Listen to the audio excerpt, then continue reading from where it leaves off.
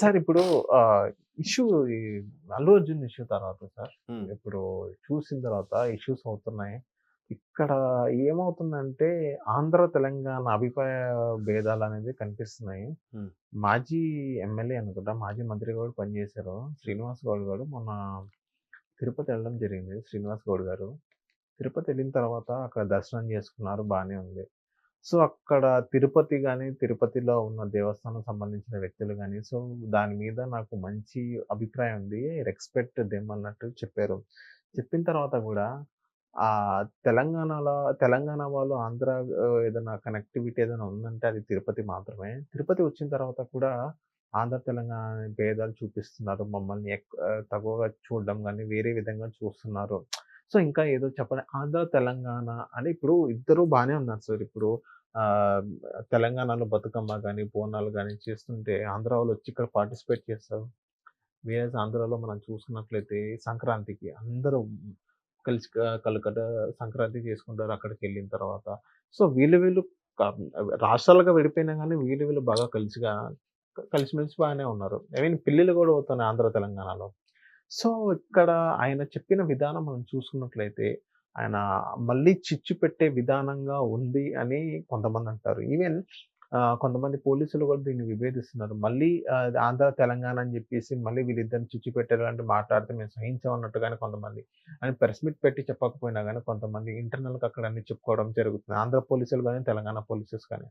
So, ఆయన చెప్పిన press meet గూడా మీరు చూడడం జరిగింది. సో, మీకేమనిపించింది సార్ ఆయన ప్రెస్ మీట్ చూసిన తర్వాత? మీకు నిజంగానే ఆయన చెప్పే విధానం ఏదైతే ఉందో, గొడవలు హ్మ్. పెట్టే విధానంగానే ఉందా? ఖచ్చితంగా గొడవ పెట్టే విధానంగానే అనిపించింది. అంటే నాకు గొడవ పెట్టే విధానం కన్నా ఆయన కడుపు మంట కనబడింది నాకక్కడ. ఎందుకంటే ఆయన ఇప్పుడు మాజీ మంత్రి, మాజీ ఎమ్మెల్యే. ఆయనకెందుకు ప్రోటోకాల్ ఇస్తది తిరుపతి? హ్మ్. అంటే ఇక్కడ సరే ఉమ్మడి రాష్ట్రంగా ఉన్నప్పుడు తెలుగు ప్రజలుగా ఉండండి కొంతమంది ఇక్కడ లెటర్స్ కూడా యాక్సెప్టెన్స్ చేసేలాగా చేశారు. చేసిన తరువాత ఇంకా నువ్వు మాజీ ఎమ్మెల్యే అయినా కూడా నువ్వు దేవుడి దగ్గర కూడా క్యూ లైన్‌లో ఎళ్ళకుండా నేను డైరెక్ట్‌గా ఎళ్ళిపోతా. నాకన్ని సకల మర్యాదలు రెడ్ కార్పెట్ పరాలంటే ఎవడు పరుస్తాడా? హ్మ్. నీలాంటోళ్ళు రోజుకి ఎంతమందొస్తారు? ఒక్క తెలుగు రాష్ట్రాలకే వెంకన్న స్వామి కాదు. యావత్ భారతదేశానికి, యావత్ ప్రపంచానికి కూడా. ఓకే. అవునా కాదా? మరి ఈయనకేదో మాజీ ఎమ్మెల్యే కాబట్టి పట్టించుకోలేదని చెప్పి ఇట్లా బాగా వేరియేషన్ చూపిస్తున్నారు అనేస్తాడా ఆయన? హ్మ్. ఇంకోటి టీటీడీ తిరుమల తిరుపతి దేవస్థానం ఆంధ్రప్రదేశ్ ప్రభుత్వానికి చెందిన దేవాదాయ ధర్మాదాయ శాఖకు చెందిన ట్రస్ట్ సంస్థ అది. అవునా? మరి అక్కడ వీళ్ళకెందుకివ్వాలి? హ్మ్. మీరు మా ఉద్యోగాలు, మా ప్రాంతమని కొట్లాట జరిగింది. అయింది. సాధించుకున్నారు. అయిపోయింది. అక్కడ ఎందుకు ఇదవుతారు? హ్మ్. అక్కడెందుకు ప్రోటోకాల్ ఇస్తారండి? పోనీ మంత్రిగా ఎళ్లారా? ప్రోటోకాల్ ఇవ్వకపోతే అడగండి. పోనీ ఒక ఎమ్మెల్యేగా ఎళ్లారా? మీకు రెస్పెక్ట్ ఇవ్వకపోతే అడగండి. మీరు ఆ మాజీ ఎమ్మెల్యే, మాజీ మంత్రి గదా! హ్మ్. నాకు తెలిసి మొన్న ఓడిపోయినట్టున్నారాయన. అవును. మరి అలాంటప్పుడు ఎట్లా మరి? ఓకే. మరి ఎలా అందుకు ఇవ్వలేదు కాబట్టి దాన్ని ఇలా డైవర్ట్ వెంటనే మొత్తానికే సిస్టమ్ మారిపోయిందని చెప్పడమా? హ్మ్. యాక్చువల్‌గా బాబు గారి హయాంలో కూడా కొంతమంది పాలక మండలిలో ఇక్కడ వాళ్ళని కూడా పెట్టాడాయన. ఎందుకు? తెలుగువారు అని ఉద్దేశమో, లేదంటే మొదటి నుంచి ఆయనకు 2 కళ్ళు అనే సిద్ధాంతంతో మాట్లాడుతున్నాడు కాబట్టి. జగన్మోహన్ రెడ్డి గారు గవర్నమెంట్ వచ్చాక ఉన్నారా? లేరా? అది హ్మ్. ముందు చెప్పండి. అది చెప్పకుండా వాళ్ళకి మంచి రిలేషన్స్ గాబట్టి అలా చెప్పకపోయుండొచ్చు. హ్మ్. సో, ఇలాంటివి విషయాలు పక్కన పెట్టి, మొన్న మీరన్నట్టు 'బన్నీ' గారి విషయం వచ్చినప్పుడు, మొన్న ఒక సినీ క్రిటిక్ కూడా అదే చెప్పారు. ఊరికే ఇండస్ట్రీని ఆంధ్రాకి తరలించడానికి ఇవన్నీ ఇలా చేస్తున్నారు. కావాలనే ఎందుకు చేస్తాడయ్యా రేవంత్ రెడ్డి? ఆయన గవర్నమెంట్ ఉన్నప్పుడు ఇండస్ట్రీ డౌన్ అయిపోతే ఆయనకి కదా అపకీర్తి.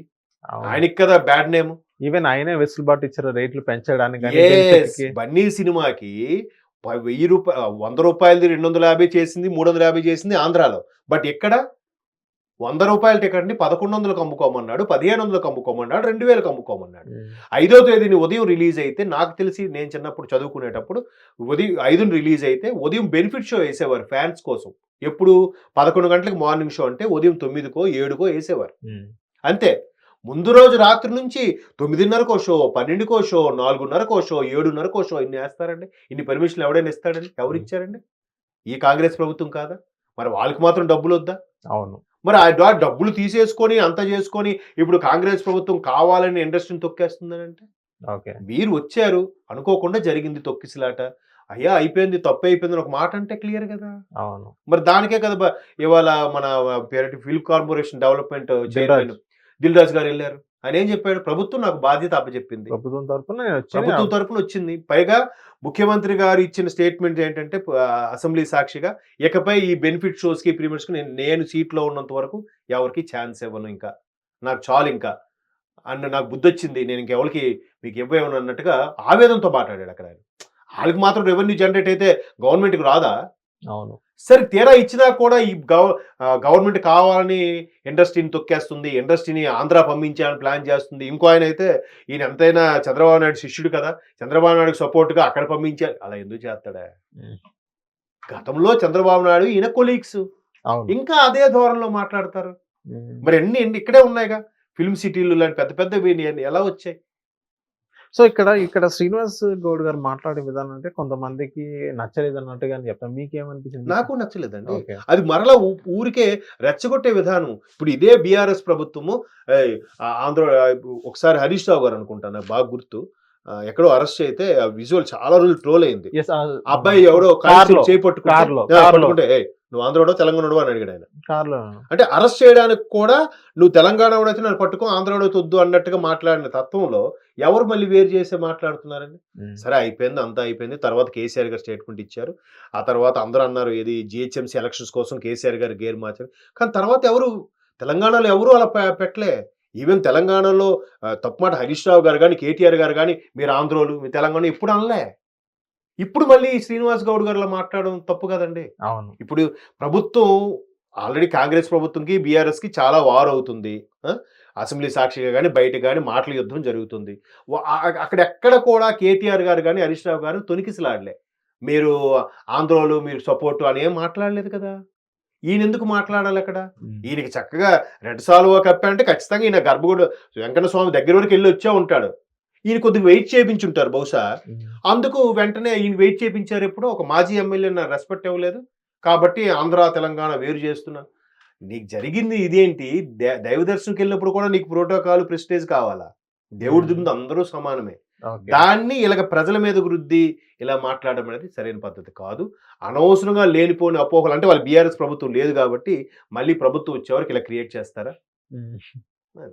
సో థ్యాంక్ యూ సార్ మా హిట్ టీవీకి వచ్చినందుకు. హిట్ టీవీ యాప్ ని డౌన్లోడ్ చేసుకోండి. ఇందులో short news, live news, entertainment movies అన్ని అవైలబుల్ గా ఉన్నాయి. Please download hit TV app. Hit TV app ని ఫ్రీగా డౌన్లోడ్ చేసుకోండి.